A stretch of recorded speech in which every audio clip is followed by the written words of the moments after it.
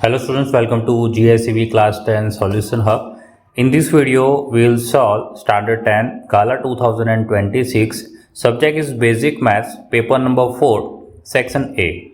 So the first question is 17x plus 23y equal to 40 and 23x plus 17y is equal to 80. आप देख सकते हो यहाँ 17 है 23 है, एग्जैक्टली इसका उल्टा यहाँ पे दिख रहा है 23 और 17 है. ओके, तो ऐसे केस में एक तो आप इसको ऐड कर सकते हैं दोनों इक्वेशन को और सबट्रैक्ट भी कर सकते हैं, ठीक है. बट अभी मैं इसको ऐड करूंगा. रीजन क्या है ऐड क्यों करना है, क्योंकि आप यहाँ पे देखिए यहाँ पे x प्लस वाई निकालना है, माइनस निकालना होता तो सबट्रैक्ट करता. तो दोनों इक्वेशन को आप क्या कर दीजिए, ऐड कर दीजिए.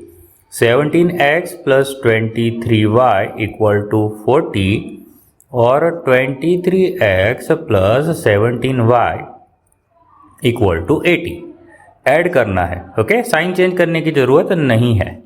सो ये हो जाएगा 40x, ये हो जाएगा 40y और ये हो जाएगा 120. सो अगर 40 मैं कॉमन निकालूंगा तो x plus y equal to 120 आएगा. तो x plus y equal to 120 divide by 40. So x plus y equal to 3. Okay, so our answer is C, 3. Among the following equation, the sum of roots of equations blank is 3. 3 लाना है sum of equations को, sum of roots को sorry, यानी alpha plus beta. Second chapter का यहाँ पे formula use कर सकते हो. तो फर्स्ट ऑप्शन के लिए अगर हम देखते हैं alpha plus beta that is minus b by a, that is minus minus 3 by a, that is 3/2 आ रहा है. सेकंड ऑप्शन के लिए अगर हम चेक करते हैं अल्फा प्लस बीटा डायरेक्टली गए, ठीक है, माइनस फिर बी 3 है डिवाइड बाय ए यहाँ पे -1 है, सो 3. देखिए यहाँ पे आंसर आ चुका है, ये आंसर नहीं आ रहा है. थर्ड का भी अगर है तो चेक कर ही लेते हैं भाई. तो this is minus 3/√2 divide by √2, that is minus minus plus और √2 2 हो जाएगा. तो इसका आंसर 3/2 आ रहा है. और फोर्थ ऑप्शन का अल्फा प्लस बीटा जो है ये आ रहा है -3/3, तो 1 आ रहा है. ओके, सो हमारा आंसर क्या आना चाहिए यहाँ पे, ये 2 वाला. ओके, सो 2 यानी कि बी वाला आंसर हमारा आना चाहिए. For given AP d given है, एन गिवन है, ए एन गिवन है, फर्स्ट टर्म फाइंड करना है. सो सीधा हमें फॉर्मूला अप्लाई करना है. A n is equal to a plus n minus 1 d. So a n given है तो 4 लिख देते हैं, ए फाइंड करना है, एन इज 7 माइनस 1, डी जो दिया है -4. So 4 is equal to a plus, okay plus नहीं आएगा यहाँ ध्यान से, एक माइनस साइन आएगी. माइनस साइन किसकी, ये वाले की, -4 वाले की. सो 6 और 4. So 4 is equal to a -24 यहाँ पे भेज देते हैं. So it will become plus. So 28 is equal to a. So we get here the first term. Okay, so answer is 28D. A 5,3 है, बी 3,3 है, गिवन पॉइंट से उसका mid point निकालना है ए बी का. ओके, सो मिड पॉइंट का तो x coordinate अगर देखें तो x1 plus x2 divide by 2 और y कोऑर्डिनेट की बात करें तो y1 plus y2 divide by 2. अभी x1 x2 y1 y2 ये सब क्या है तो मैं यहीं पे आपको बता दूंगा. दिस इज x1 एंड ये y1, ये x2 ये y2. ओके, तो मिड पॉइंट है तो दोनों के बीच का है ना, जो x1 x के कोऑर्डिनेट से उसका डिवाइड बाई 2 और y के कोऑर्डिनेट से उसको डिवाइड बाई 2. सो 5 प्लस 3 आप यहाँ से देख सकते हो, ये 5 और 3 और divide by 2. So 8/2 that is 4. और y कोऑर्डिनेट की बात करें सो 3 plus 3 divide by 2 that is 6/2. So answer क्या आया 3. सो मिड पॉइंट जो है, मिड पॉइंट मुझे यहाँ लिखना पड़ेगा coordinates of mid point. Suppose मैं P लिख दूँ अगर तो वो आएंगे 4,3। ओके, सो 4,3 दिखाई दे रहा है, yes C. 9 sec square a minus 9 tan square a. So let's see 9 sec square a minus 9 tan square a. अगर 9 कॉमन निकाल लेते हैं तो sec square a minus tan square a. सो 9, अब sec square a minus tan square a क्या होता है, 1 होता है। सो आंसर क्या आया यहाँ पे, 9 आया। So B 9। Mean of 7 observation is 28, including one new observation. The mean of all observation becomes 30. Then the newly included observation is. Okay, अब देखिए पहला एक केस 1 ले लेते हैं। ओके, सो केस 1 में हमारे पास क्या है, 7 ऑब्जर्वेशन है, मीन गिवन है x बार। ओके, इस केस में हमारे पास n इक्वल टू 7 है, x बार 28 है। ये सब लिखने की जरूरत नहीं है क्योंकि 1 मार्क का है। यहाँ पे आपको जो समझाने के लिए ये सब मैंने लिखा। अब देखिए आगे हम सीधा सॉल्व करना स्टार्ट करेंगे। सो अगर मैं x बार की बात करूं केस 1 के लिए, तो x बार के ऊपर क्या होता है, सम ऑफ ऑल ऑब्जर्वेशंस। ओके, जब सम करना है तो मैं सम का एक सिंबल लगा लेता हूं ऐसा sigma. This is sum of all observations. Okay, और कितने ऑब्जर्वेशंस लेने हैं तो यहाँ पे मैं xi लिख देता हूं, जहां पे मुझे i क्या लेना है, i 1 से लेके 7 तक लेना है। ठीक है, या मैं बोलूँ n तक लेना है ना, n तक लेना है। और डिवाइड में कितने ऑब्जर्वेशन, तो n तक जाना है। अब इसका मतलब क्या होता है, देखिए ये समेशन मतलब यहाँ जो लिख रहे हो उसको सम करते जाना है। और i क्या लेना है, तो यहाँ से 1 से स्टार्ट करना है और कहाँ तक जाना है, n तक जाना है। जैसे इसका मतलब ये हुआ कि जब मैं x1 लूँगा प्लस करता जाऊँगा x2 प्लस करता जाऊँगा x3 और ऐसा करते करते मुझे xn तक जाना है। ठीक है, ये इसका मतलब होता है, बट इसको हमने शॉर्ट फॉर्म में लिख दिया है। ठीक है, अब चलिए शॉर्ट फॉर्म में लिखना जरूरी है क्योंकि फिर टाइम यहाँ पे बहुत ज़्यादा जाएगा। अब x बार केस 1 का गिवन है 28। समेशन की बात करें तो समेशन जो है 1 से लेके टोटल 7 ऑब्जर्वेशन है, तो मैं 1 से 7 तक जाऊँगा, xi लिखूँगा और डिवाइड में 7 लिखूँगा। अब ये जो 7 है ये 28 से मल्टीप्लाई होने जाएंगे। यहाँ पे 7 7 ज़ा 49, 7 8 ज़ा 56, 5 कैरी में, 7 2 ज़ा 14, 14 प्लस 5 होता है 19। So 196 is equal to summation of 1 to 7 xi। So चलिए यहाँ पे मुझे समेशन मिल रहा है 1 से 7 xi का 196। ओके, अब ये फटाफट करना है आपको, है ना ये सारी चीज़, क्योंकि टाइम यहाँ पे सेक्शन में हमें बचाना बहुत जरूरी। अब केस 2 में क्या हो गया है कि एक नया ऑब्जर्वेशन इंक्लूड करना है हमें।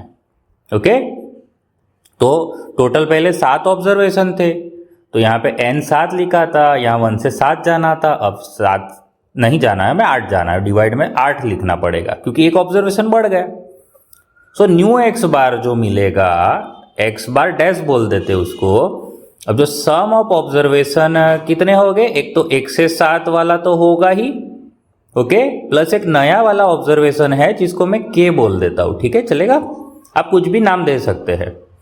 और डिवाइड में अब टोटल 7 थे, क्योंकि एक ऑब्जर्वेशन बढ़ चुका है, अब ये 8 हो गए।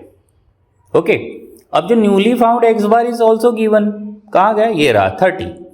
तो नया जो हमें x बार मिला है वो गिवन है 30। और ये जो ये वाला पार्ट है ना, ये वाला पार्ट हम पहले से निकाल के बैठे हुए हैं 196। सो ये हो रहा है 196 प्लस k डिवाइड में 8। अब 8 को यहाँ भेज देते हैं। So 240 is equal to 196 plus k। So 240 minus 196 equal to k। So ये कितना पड़ रहा है, देखिए 44 इक्वल टू k। सो ये जो नया ऑब्जर्वेशन जो था, जो हमने ऐड किया बाद में, उसका आंसर क्या आएगा, 44। HCF ढूंढना है, ये गिवन है, देखिए 30x³ y to the power 5 और 20x to the power 5 y square. HCF ढूंढना है, तो सबसे पहले इसके फैक्टर लिख लेते हैं। सो 30 जो है, 30 के फैक्टर 215, 3 5 और 5 1। So 2 into 3 into 5 into x³ into y to the power 5। और दूसरा जो है 20 x to the power 5 y square.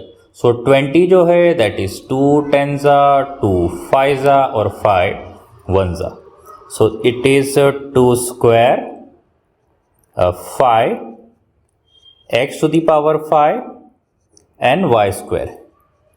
So HCF में क्या चेक करना है, लोवेस्ट हमेशा चेक करना है और जो कॉमन है उसी का, जो कॉमन नहीं है उसको छोड़ देना है. सो 2 जो है ये कॉमन है, ठीक है, देखिए इसमें कॉमन है. सो कौन सा वाला लेना है, सो ओनली 2 लेना है ना, ये वाला सिलेक्ट करेगी, ऊपर वाला लोवेस्ट पावर वाला सिलेक्ट करना है. 3 सिलेक्ट कर नहीं सकते क्योंकि नीचे के पास है नहीं. 5 में देखिए आप दोनों में सेम 5 है तो 5 लेना पड़ेगा. एक्स क्यूब और एक्स टू दी पावर 5 में मैं एक्स क्यूब को सिलेक्ट करूंगा. वाई टू दी पावर 5 और वाई स्क्वायर में मैं वाई स्क्वायर सिलेक्ट करूंगा. ओके, सो मेरा जो आंसर आएगा वो 10x क्यूब वाई स्क्वायर आएगा. ओके, सो ये आंसर ढूंढना है आपको. Okay, this one. For given graph of y is equal to p of x, the zeros of p of x are. अब जीरोस निकालने के लिए ग्राफ की मदद से जीरो ढूंढना है. सो ग्राफ की मदद से जीरो ढूंढने के लिए ये जो आपको कर्वेचर दिख रहा है, ये जो ग्राफ दिख रहा है, ये हमें देखना है कि कौन से एक्स एक्सिस पे कौन से पॉइंट पे टच कर रहे हैं. तो आपको यहाँ पे क्लियर कट दिखाई दे रहे हैं. एक पॉइंट यहाँ पे -2 दिख रहा है और एक पॉइंट हमें 3 दिख रहा है. तो ये दो आंसर आने चाहिए, -2 एंड 3. ओके, सो ये रहा -2 and 3. Probability of event is to probability of not event is equal to 3:2. Okay, अगर मैं इसको प्रोबेबिलिटी ऑफ इवेंट और प्रोबेबिलिटी ऑफ नॉट इवेंट क्या दिया है, 3:2 दिया है. ठीक है, अब इसको देखिए बहुत ही आसानी से निकाल सकता है. अगर मैं प्रोबेबिलिटी ऑफ इवेंट निकालना है मुझे, तो मैं क्या करूँगा, नीचे कितना टोटल है 3 + 2 कर दीजिए, 5 आ जाएगा. सिमिलरली अगर आपको प्रोबेबिलिटी ऑफ नॉट इवेंट, ये एक्स्ट्रा है ना, ये वाला एक्स्ट्रा है जो मैं कर रहा हूँ, ये भी आउट ऑफ 5 आ जाएगा. अब आप देखिए प्रोबेबिलिटी ऑफ इवेंट कितना है, 3 है. आउट ऑफ 5 कितना मिला है, 3 मिला है.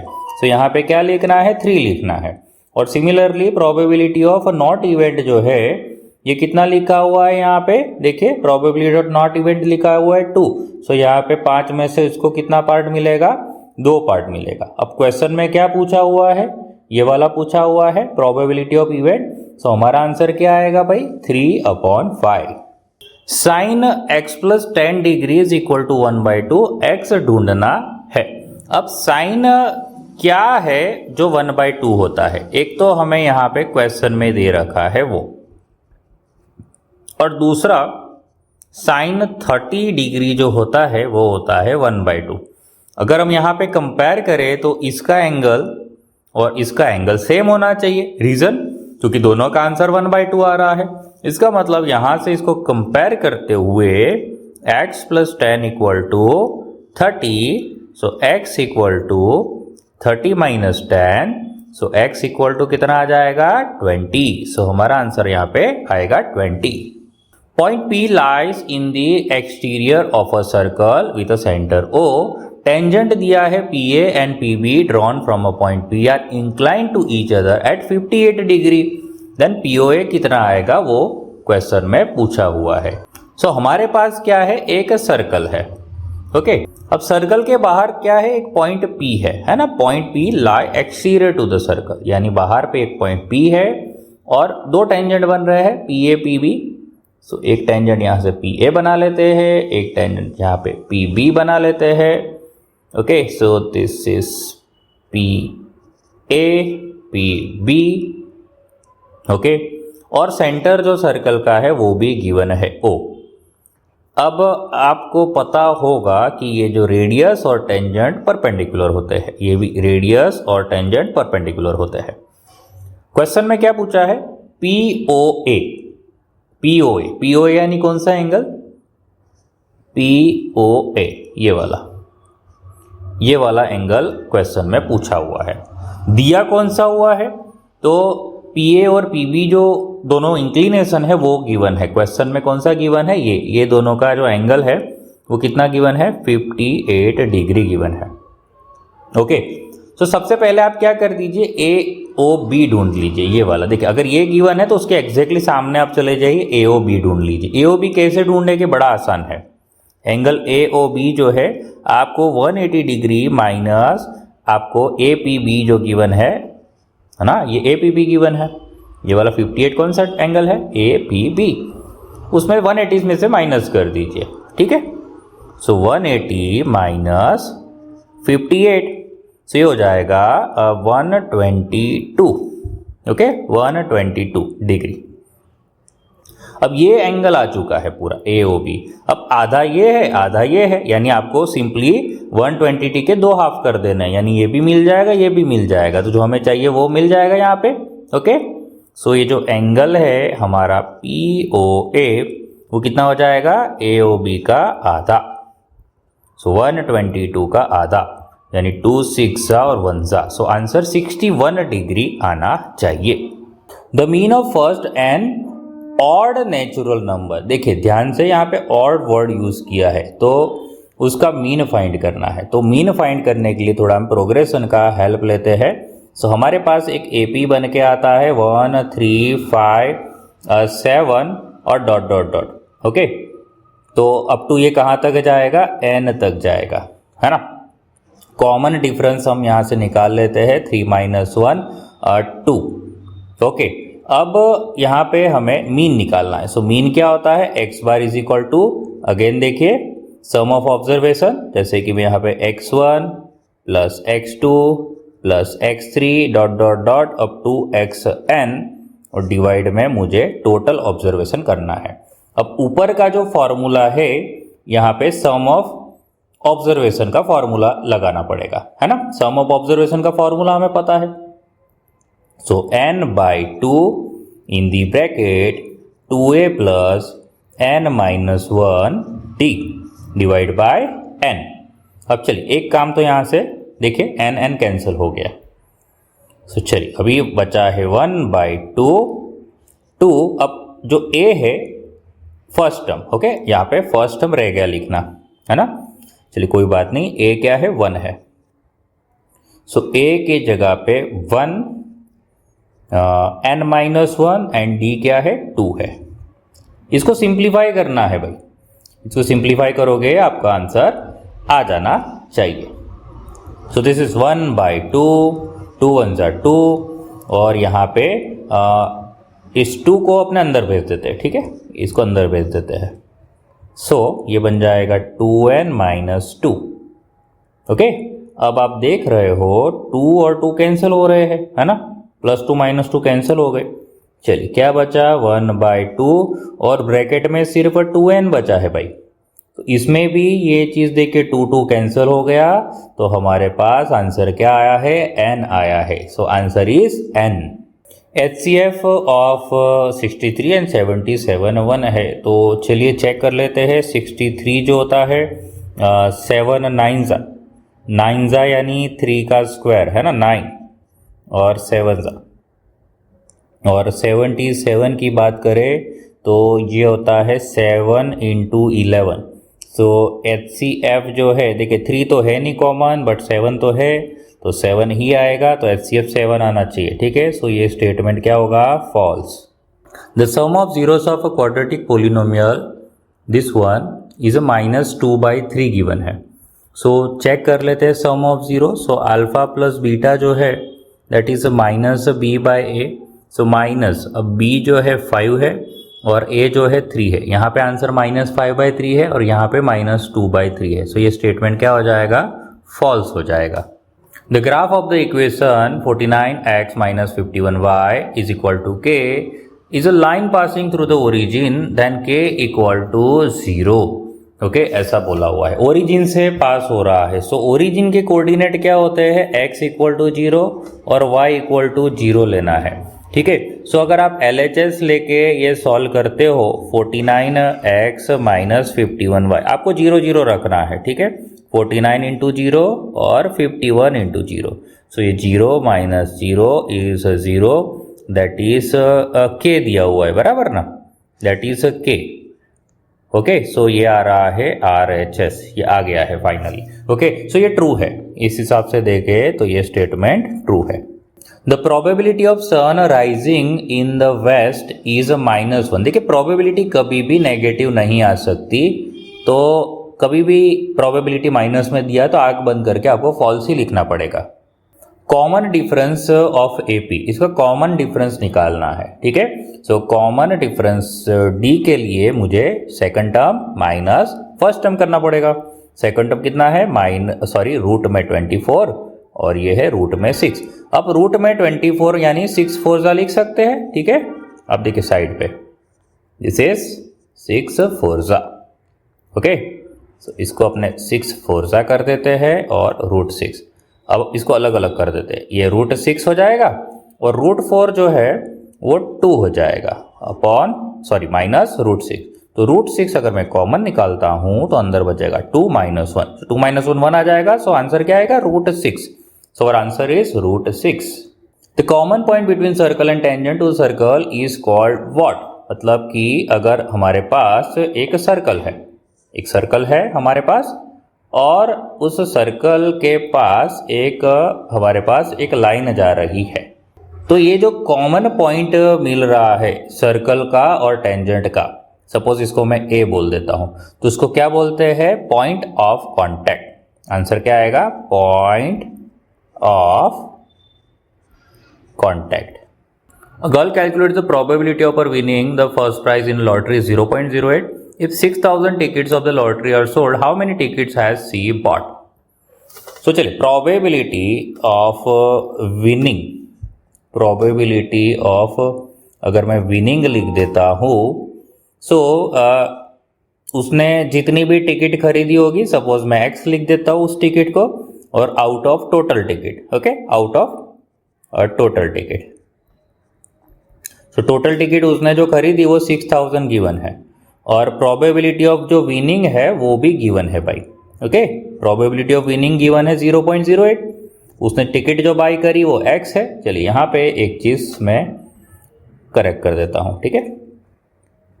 यहाँ पे number of ticket a girl bought, number of ticket girl bought divide by total ticket, okay. So उसको x बोल देता हूँ, टोटल टिकट जो है वो गिवन है 6,000।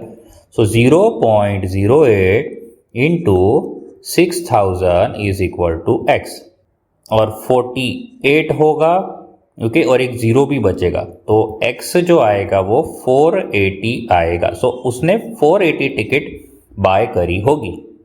If median of observation arrange in ascending order, तो ये असेंडिंग ऑर्डर में ही है 28 तक, इज 20, तो x ढूंढना है, ओके। मीडियन गिवन है। अब जो मीडियन होता है वो डिपेंड करता है कि भाई ये ऑड है या इवन है, इसको काउंट करना पड़ेगा हमें। 1 2 3 4 5 और 6 है, तो ये क्या है, इवन है, 6 ऑब्जर्वेशन है ना टोटल।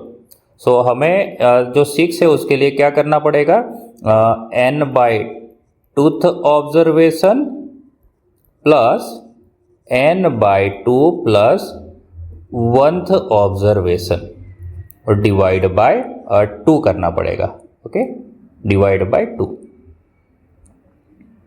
ठीक है। सो अब मीडियन गिवन है तो वो लिख देते हैं 20, n बाई 2 यानी कितने ऑब्जर्वेशन हमने काउंट किए, हमने n काउंट किया ना 6, okay. So this is 6 by टूथ observation plus 6 by 2 plus 1th observation divide by 2। So ये जो है 2 और 20 मल्टीप्लाई हो जाएंगे 40, और 6 बाई 2 कितना आ जाएगा, 3rd ऑब्जर्वेशन, और ये इसका नेक्स्ट है ना, यानी कि 4th ऑब्जर्वेशन। अब ध्यान से, क्योंकि ये अरेंज ही है पहले से यहाँ लिखा हुआ है, देखिए अरेंज इन असेंडिंग ऑर्डर, अगर ये अरेंज नहीं होता तो हमें ये अरेंज करना पड़ता। तो 3rd ऑब्जर्वेशन देखिए, 1st 2nd और ये रहा 3rd, ठीक है। सो यहाँ पे 40 is equal to 3rd observation कौन सा पड़ेगा, 17, और उसके नेक्स्ट वाला कौन सा ऑब्जर्वेशन है आप चेक करिए, x, ठीक है। सो 40 माइनस 17 इक्वल टू x, तो कितना पड़ेगा 23 इक्वल टू x, तो x इक्वल टू आंसर आएगा 23। Curved surface area of a sphere पूछा हुआ है, सो 4 पाई आर स्क्वायर, सीधा फॉर्मूला पूछा हुआ है, ठीक है। सो 21 का जो आंसर आएगा वो आएगा सी 4 पाई आर स्क्वायर। और 22 जो है curved surface area of a cylinder, cylinder का फॉर्मूला होता है 2 पाई आर एच, यानी बी वाला आंसर है ना, 2 पाई आर एच। सेगमेंट और सेक्टर, चलिए पढ़ते हैं। Any part of a circumference of a circle, ये सेगमेंट होता है नहीं। सेगमेंट क्या होता है, सेक्टर क्या होता है, मैं आपको बता देता हूँ यहाँ पे। तो सबसे पहले मैं यहाँ पे सेगमेंट के बारे में, तो सेगमेंट क्या होता है, कॉर्ड है, कॉर्ड, ये कॉर्ड, ओके, ये जो ए बी मैंने बनाया अभी उसको कॉर्ड है। तो ये वाला पार्ट जो है ना इसको सेगमेंट बोलते हैं। ये माइनर वाला बताया, ऊपर वाला देखो तो मेजर सेगमेंट, ओके। तो सेगमेंट ये होता है, तो ऐसा हमें ये फॉर्मूला ढूंढना पड़ेगा, सॉरी डेफिनेशन ढूंढना पड़ेगा। और दूसरी बात करते हैं सेक्टर की, तो सेक्टर है ये रेडियस, 2 रेडियस आएगी, ओके। और देखिए यहाँ पे ये 2 रेडियस और ये वाला आर्क, इसके बीच में ये जो एरिया होता है ये होता है सेक्टर और ये होता है सेगमेंट। सो चलिए अब आंसर ढूंढते हैं, ओके। सीधा यहाँ पे मैं एरो लिख देता हूँ, आंसर नहीं लिख रहा। सेगमेंट जो है portion of a circular reason bounded by an arc, एक आर्क लिया है और कॉर्ड लिखा हुआ है, देखो ये रहा, chord joining the end points of an arc, okay done. So ये रहा, सेगमेंट का आंसर क्या आएगा, बी आएगा। और सेक्टर में देखिए portion of a circular region enclose by arc, देखिए एंक्लोज बाय आर्क, आर्क से एंक्लोज है, ये रहा आर्क, और 2 रेडियस से इंक्लोज्ड है, यानी ये वाला, ये सेक्टर की बात कर रहे हैं, यानी इसका आंसर आएगा सी।